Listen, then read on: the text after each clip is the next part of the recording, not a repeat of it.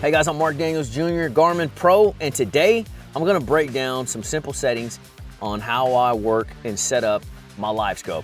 We'll go through the settings and then also the different conditions. I'll kind of talk about some tweaks that I do to get a clearer image to where you guys can see your bait, make sure you see the fish, and catch a few extra bass.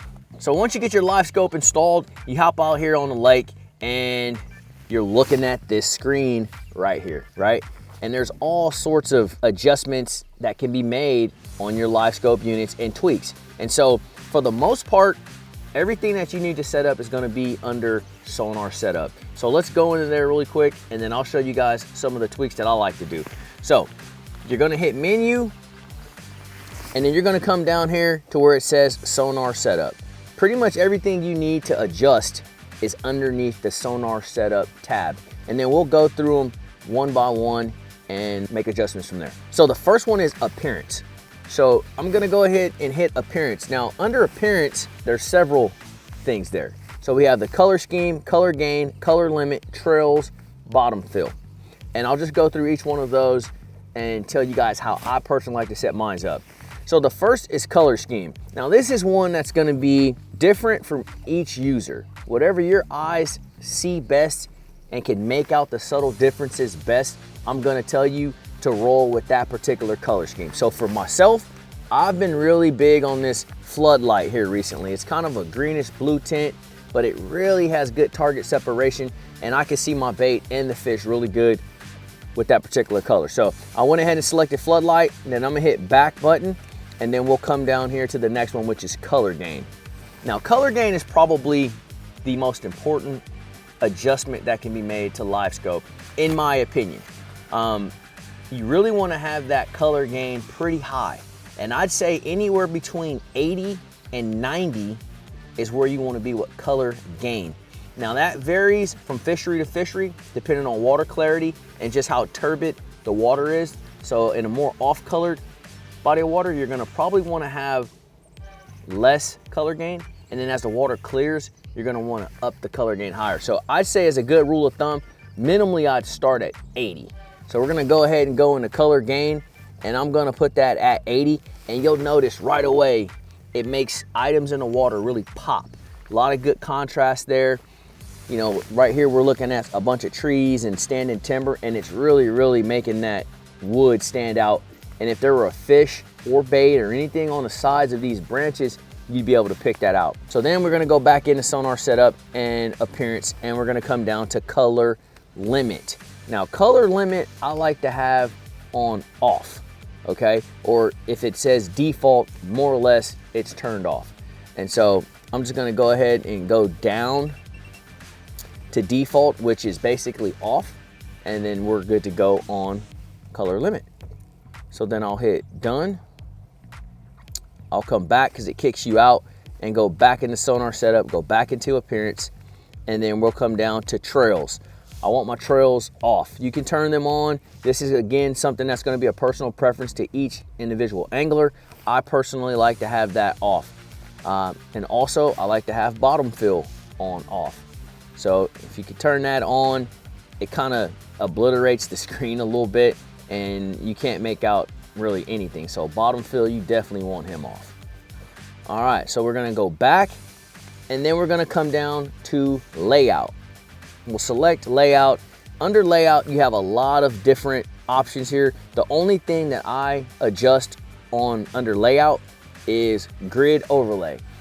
Some guys like the grid, some guys don't. I'm one of the guys where I want my screen as clean as possible, and I'll kind of make out the depth of the fish or the bait or whatever on my own. So you turn that grid overlay off and it just clears up the screen. You get rid of those sections, that cross grid that's on there, it's gone. And now I can even more clearly identify objects on my forward facing sonar.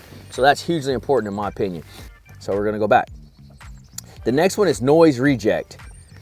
This is something that, again, you're gonna have to adjust per fishery, per water condition. So I generally like it off, but it makes the screen really cluttered and hot. As you turn that from low, medium to high, you'll notice the screen gets clearer and clearer and clearer, which in your mind you would think, oh, that's a great thing. But sometimes you'll find that it will hide fish it will hide small little nuances that you actually need to see. It will hide them. So if you put that on low, it clears it up a little bit. You put it on medium, clears it up even more. You put it on high, it clears it up a ton, but I'm not seeing things as clear as I want. So I generally start with it off, and then I'll work my way up to the most I'll ever have it on is medium. I never use high. So for explaining purposes, we're gonna roll with low. All right, and then we're gonna go back. TVG, time variance gain. I usually have that off, but again, that's something you can play with. And this also has to do with the clarity and the sharpness of the unit. So you can play with this. Ghost reject is on auto. This is something, again, that you can play with, but I feel like the ghost reject, again, it works best for me. This is just my personal eyes under auto. So it kind of adjusts on its own as you're out there fishing throughout the course of the day. All right, overlay data. There's nothing in here that you need to be concerned of. I mean, this talks about like your device voltage, the depth, the speed, the water temp, the time of day. I don't want any of that on my screen. When I'm looking at LiveScope, I want my screen completely dedicated 100% to me scanning and looking for fish. I can use my other graph, or I can use my watch to check the time, you know, things like that. I don't want that on the screen, but you may want that on the screen. And so if you do, here's where you can do that. So under here, we can take that off, hide that, hide the depth, hide the speed, hide the water temp, and hide the time of the day.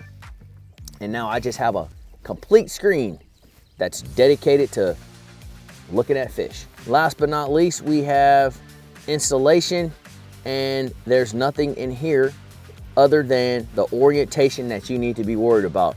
Obviously, this is forward-facing sonar, so under orientation, we just need to make sure that's on forward.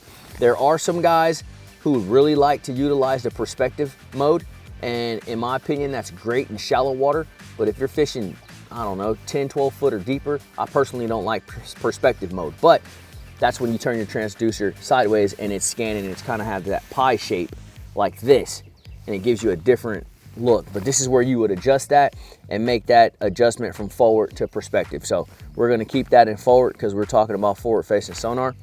And then we're going to go back, and that pretty much wraps it up, man. So we'll back all the way out of that, and then we're back here on our main screen. So let's talk about the quick adjustments that are here on the screen. These are very important, okay? So your top numbers going across the top in increments of 5, right? 5, 10, 15, 20. I have mine all the way out to 90. That's how far out my transducer is looking. And then you have your depth range on the bottom. This is how far it's looking down. And there's 2 quick adjustments right here on the screen. I think Garmin did an absolute great job with this because I can make this adjustment as I'm fishing really quickly. So right here, we're looking down 10 feet. I can easily just hit that plus sign, and that goes deeper and deeper and deeper in increments of 5. I have it on 20 right now. And then I can also shorten my distance out in front of me, or I can lengthen my distance out in front of me simply by adjusting right here the plus or minus sign on the feet, and that's gonna bring that in or reach that out. And last but definitely not least, this is very important as well, probably next to color gain, this is gonna be a very important adjustment, and that's just your simple gain, also known as sensitivity. Generally, you wanna have your sensitivity as high as you can possibly stand it and still make out targets. And so what I do is I'll start out really, really hot. I'll get my screen to where I obliterate everything. I can't see nothing. It's super hot. I can't see anything, right? And then I simply start backing that off until that screen gets just clear enough to where my eyes feel comfortable and confident in what I'm looking at. So I'm gonna start backing this down, and you guys will notice that screen clearing up. And even right here in front of us, we got fish and bait swimming around right here. And so that's at 69. I probably want that just a little bit clearer. That's 67. That suits me pretty good. I'm sitting right here in front of a cypress tree, and you can see there's a school of fish right here underneath this tree. These are likely crappie.